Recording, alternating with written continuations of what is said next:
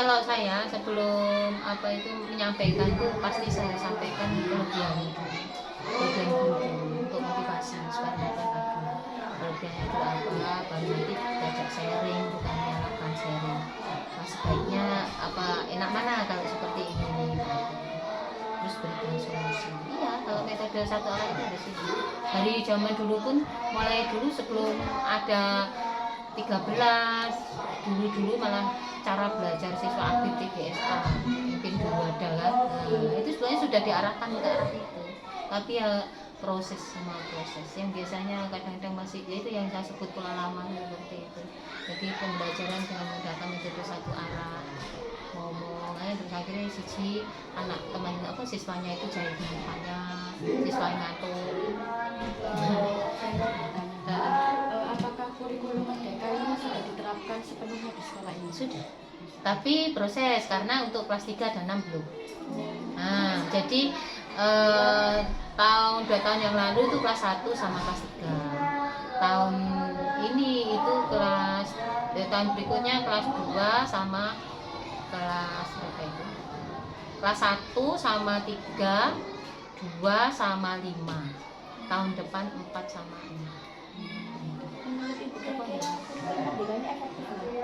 Ya efektif 1 sama 3, 2 sama 4.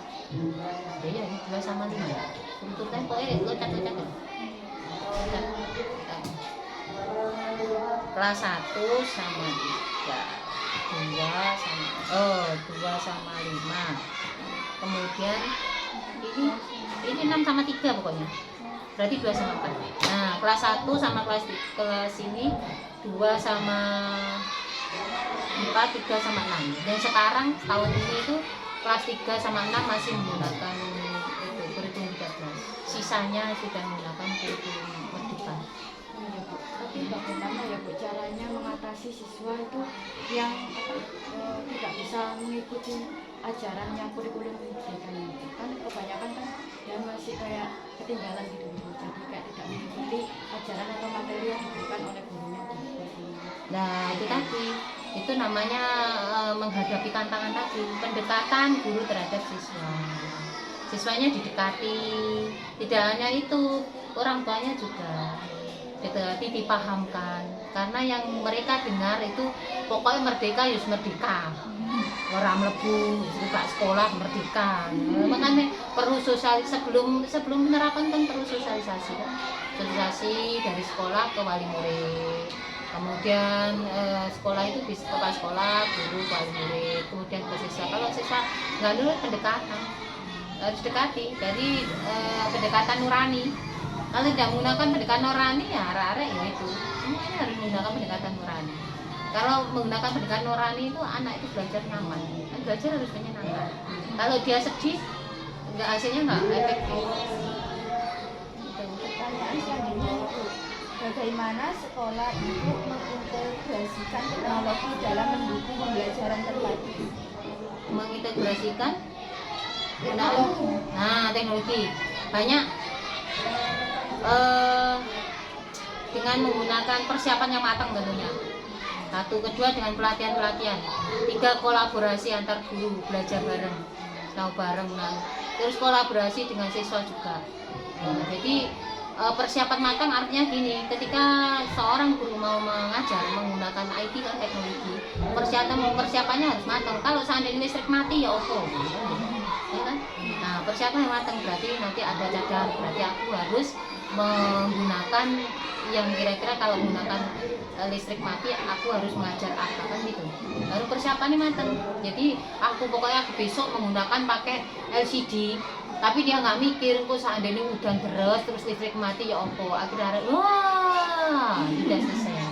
Nah, berarti persiapannya matang. Kedua pelatihan yang berkaitan dengan penggunaan itu teknologi, nanti kan. Nah, kalau mereka tidak bisa, ya harus ada saat pelatihan dia diikutkan. 1 mengikuti pelatihan itu tidak harus dari kirim sekolah, mandiri bisa, atau menggunakan KKG tapi bisa. KKG mini itu intern dengan sama teman. Terus KKG yang di luar itu mengikuti kegiatan luar.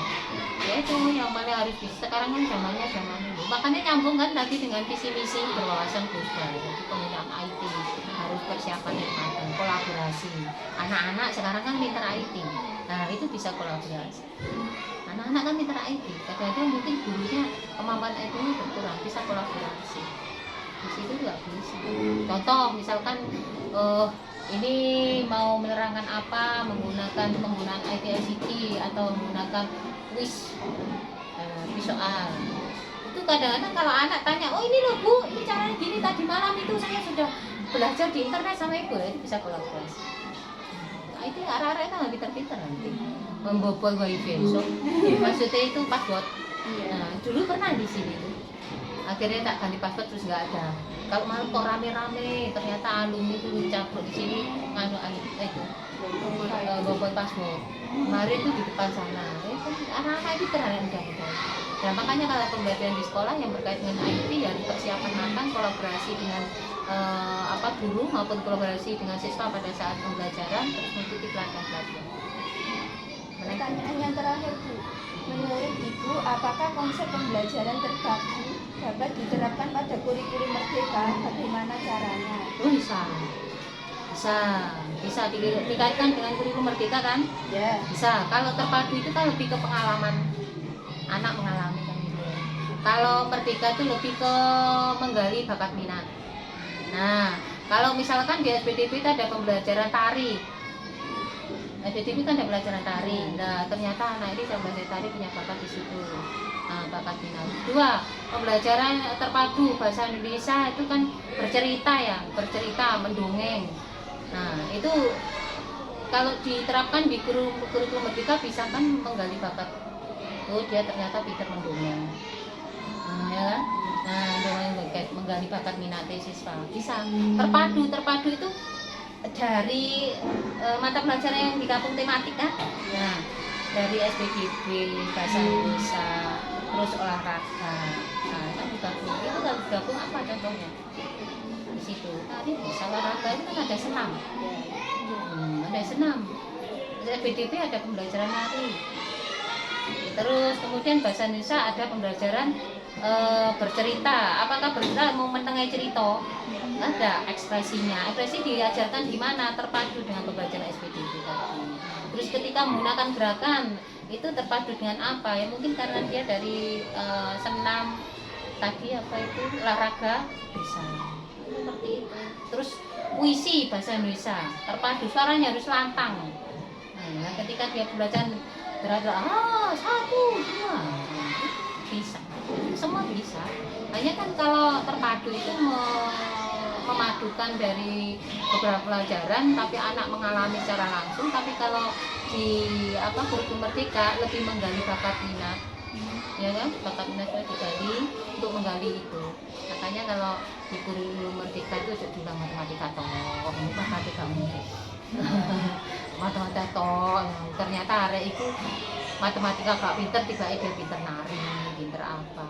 Nah itu nanti dikembangkan di sekolah ke arah mana? Ekstrakurikuler. Nah jarang ekstrakurikuler.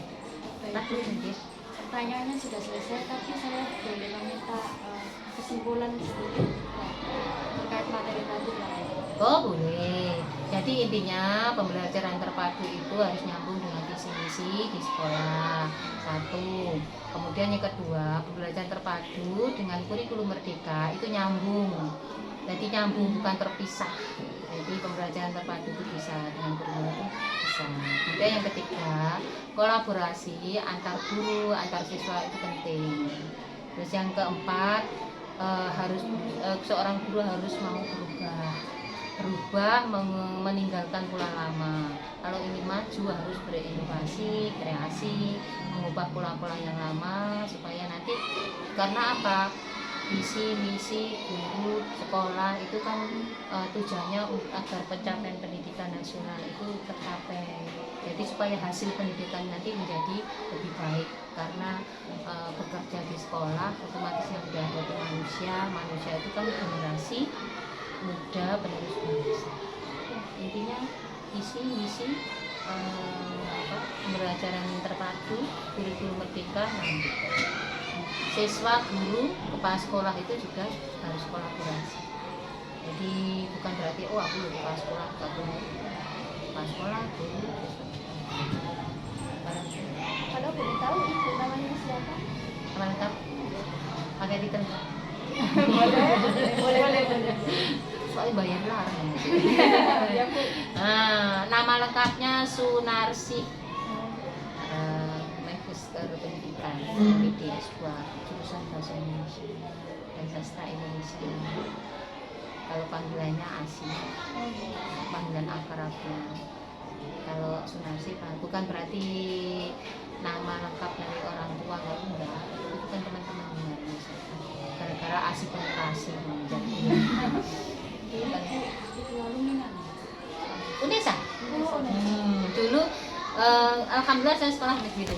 Jadi